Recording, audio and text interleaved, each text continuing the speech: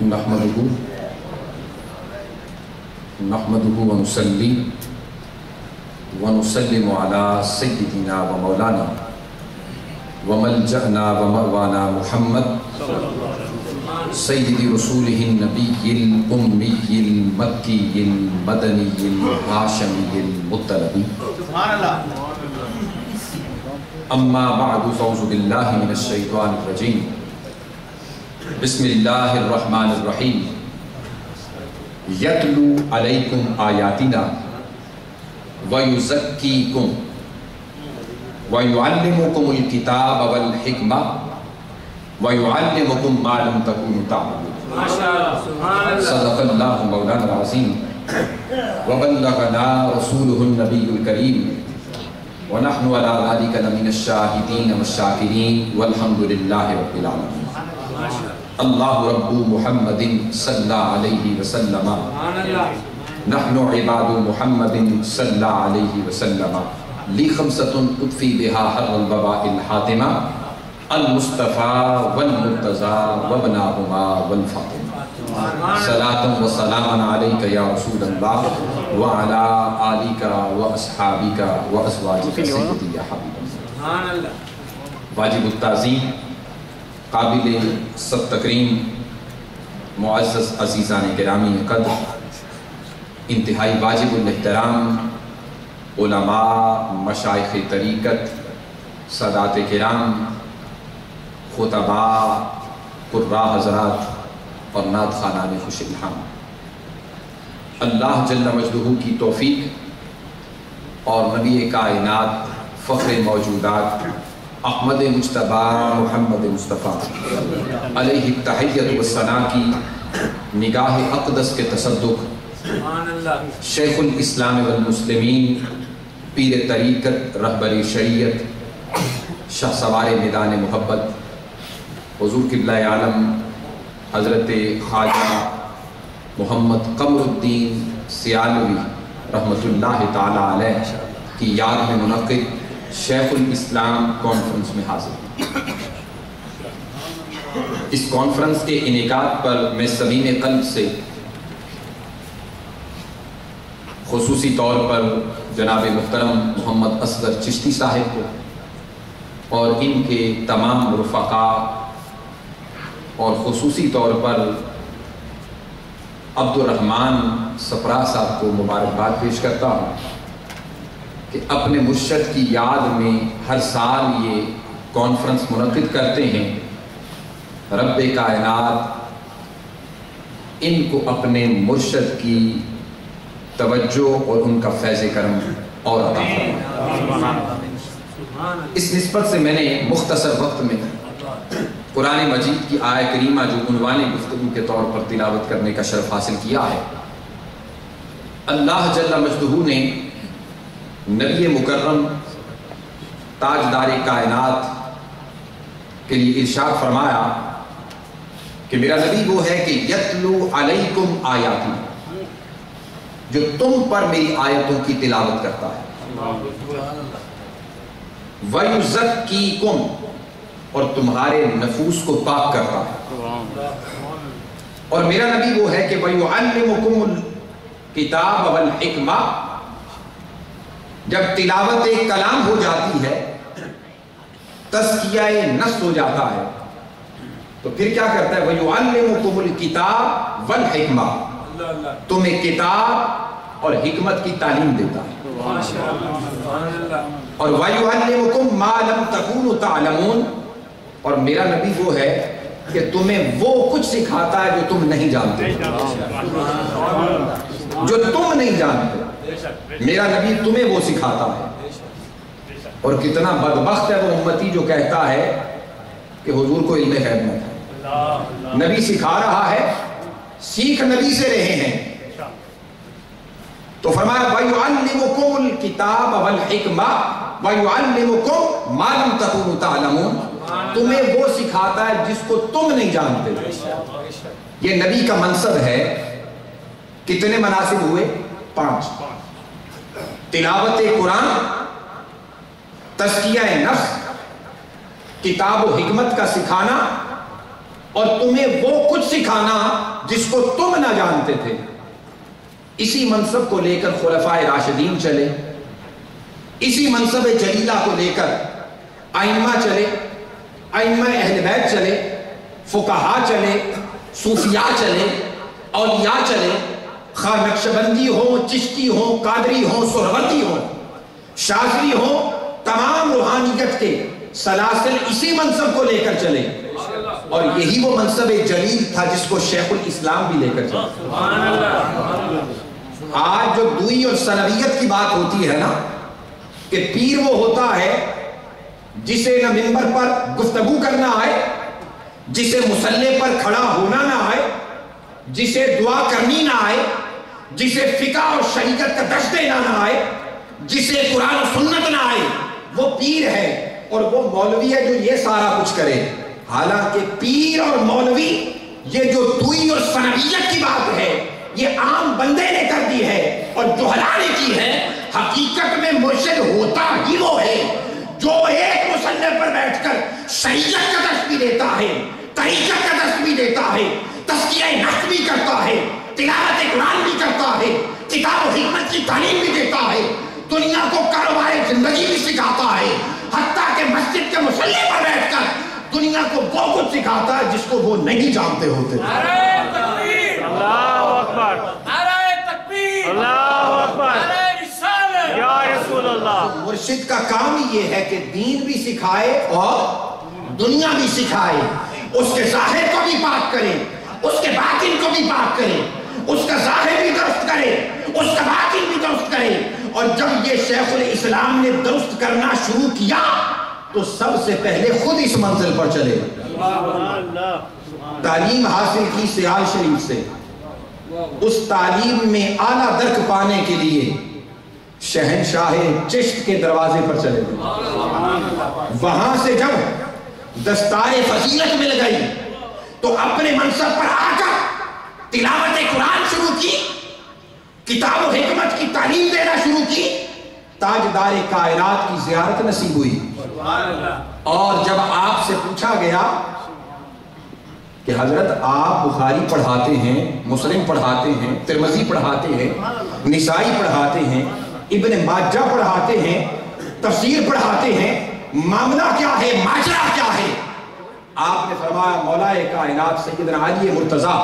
کرم اللہ وجہہ الکریم کو آقائے دو جہان یمن کا حاکم بنا کر بھیجا،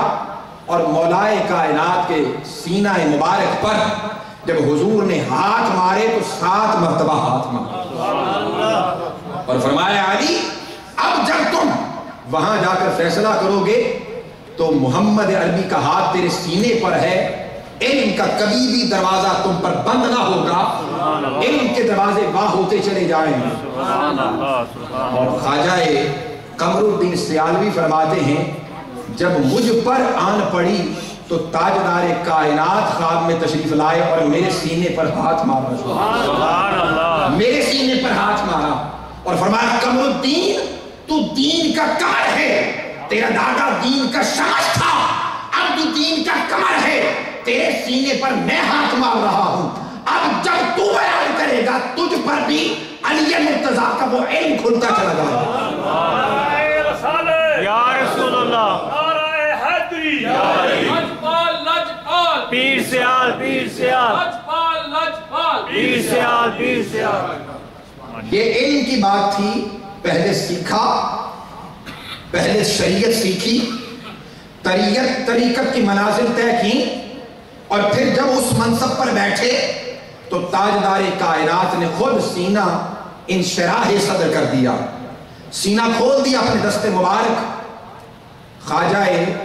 قمر الدین سیالوی کے سینہ مقدس پر مار کر، اور پھر اسی ہستی نے ادب کی بھی وہ انتہائیں کر دیں، تعظیم و تکریم کی بھی وہ انتہائیں کر دیں، وہ اپنے مرشد کے ساتھ ہو، اپنے پیر کامل کے ساتھ ہو، اپنے دادا مرشد کے ساتھ ہو، اس آستانے کی سرزمین کے ساتھ ہو، تو ان کی سوانے کے خوراک کا اگر مطالعہ کیا جائے تو آج بھی اس منزل کے مسافروں کے لیے وہ مشعل راہ، اپنے مرشد کی سرزمین پر جا کر کبھی سواری پر سوار نہ ہوئی، مرشد سیال میں آئیں یا وہ مرشد کے آستانے پر جائیں تو مرشد کی سواری کی لوہار کو پکڑ کر جتنا بھی سفر طے کرنا ہو 80 آستانوں کا یہ مرشد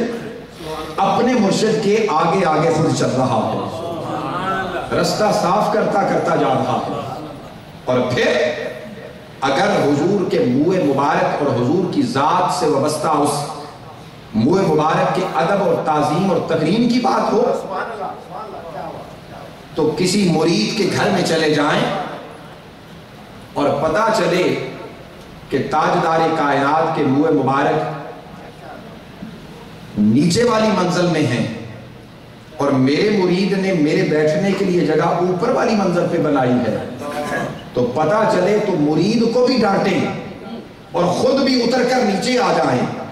اور یہ کہیں کہ میرے تاجدار کائنات کا منہ مبارک نیچے ہو اور قمر الدین اوپر بیٹھا ہوا ہو۔ قمر الدین ان کے سگوں کا بھی سگ ہے، قمر کے پاس جو کچھ ہے محمد عربی کے غلاموں کا صدقہ ہے۔ مصطفیٰ کے منہ مبارک نیچے تجھے شرم نہیں آئی، قمر الدین کو اوپر بٹھا دیا گیا۔ یہ آج کا مرشد نہیں ہے، آج 10,000 مائل دور پاکستان سے بیٹھ کر ان کا ذکر کیا جا رہا ہے۔ اس لیے کیا جا رہا ہے انہوں نے اپنے آپ کو مٹایا تھا، مصطفیٰ کے ساتھ ہر نسبت کی تعظیم اور تکریم کی تھی، اور جب وہ کی تاجدار کائنات کا ذکر انہوں نے بلند کیا، حضور کے ذکر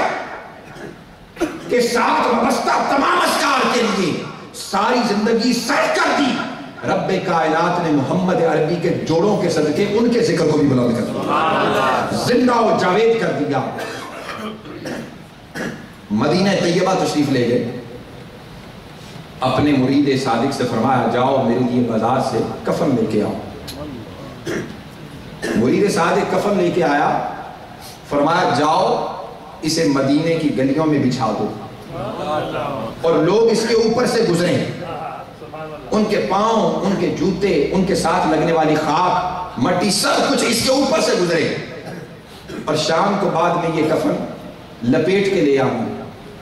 مرید نے ایسے ہی کیا، وہ کفن لپیٹ کے لے آیا اور وصیت فرمائی جب میں دنیا سے چلا جاؤں تو مجھے یہ کفن دینا اور ساتھ مسواک بھی رکھ دینا کہ مصطفیٰ کے گلی کوچوں میں چلنے والے راہگیر اور مسافر کے قدم اس قبر پر لگے ہیں، یہی میرے لیے شفاعت کا باعث بن جاتا۔ اتنا بڑا پیر اور مرشد اور عالم اور زاہد متقی پرہیزگار اور صوفی ہو کر مصطفیٰ کے در کے ساتھ یہ ادب، یہ احترام، حتیٰ کہ مریدین میں اگر مرید سادات بھی ہوتے تو دروازے پر آیا کرتے، خود مرشد کھڑا ہو کر استقبال کیا کرتا، اور سادات یہ عرض کیا کرتے حضور ہم تو آپ کے مرید ہیں، ہمارے پاس جو کچھ ہے یہ آپ ہی کی وجہ سے ملا ہے۔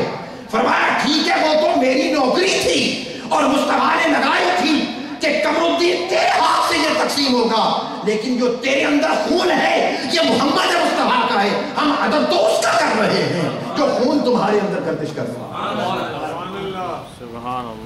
یہ ہے وہ خواجہ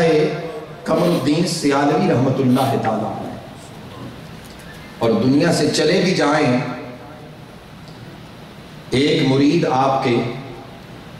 جن کو بہت سے اوراد وظائف اور بہت سے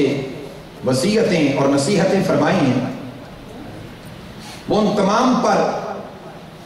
اپنے مرشد کا فرمان عالی شان سمجھ کر ساری زندگی عمل کرتے رہے ہیں، لیکن خواجہ قمر الدین سیالوی دنیا سے چلے گئے ہیں۔ وہ مرید یاد نہیں رہا، تلاوت کلام پاک کرنے لگے ہیں، انہیں یاد نہیں رہا کہ میرا وضو ہے یا نہیں، بے وضو انہوں نے قرآن مجید کو پکڑ لیا اور پکڑ کر پڑھنا شروع کر دیا۔ خواب میں تشریف لائے اور فرمایا تجھے حیا نہیں آتی، میرے رب کا کلام اور محمد عربی پر نازل ہونے والا قرآن بے وضو پکڑتا ہے؟ یعنی پتہ چلا کہ مرشد دنیا سے چلے بھی جائیں وہ مرتے نہیں ہیں، اس قبر میں بھی اپنے مریدین کا خیال رکھا کرتے ہیں اور دیکھتے ہیں کہ میرا مرید صادق کیا کر رہا ہے۔ اور یقیناً چشتی صاحب نے اور سپرا صاحب نے یہ ہر سال جو کانفرنس کا انعقاد کرتے ہیں، ان کے مرشد یقیناً سیال شریف کی سرزمین پر اپنی قبر منور کے اندر دیکھ رہے ہوں گے اور مشاہدہ کر رہے ہوں گے کہ 10,000 مائل دور میرا مرید میرا ذکر کر کے اور ذکر کی یاد میں کانفرنس منعقد کر رہا ہے، ان کا یقیناً لطف و کرم اور فیض کرم ان کے شامل حال ہوگا۔ میں انہی الفاظ پہ اکتفا کرتا ہوں اور میں نے چشتی صاحب سے پہلے گزارش کی ہے کہ مجھے جانا ہے ایک جگہ، اس وجہ سے میں اجازت چاہتا ہوں۔ اللہ رب العزت چشتی صاحب کو اور دیگر احباب کو اپنے مرشد کامل کی نظر اور توجہ عطا فرمائے اور اس مجلس میں اس محفل میں مزید برکتیں عطا فرمائے۔ وما علینا الا البلاغ۔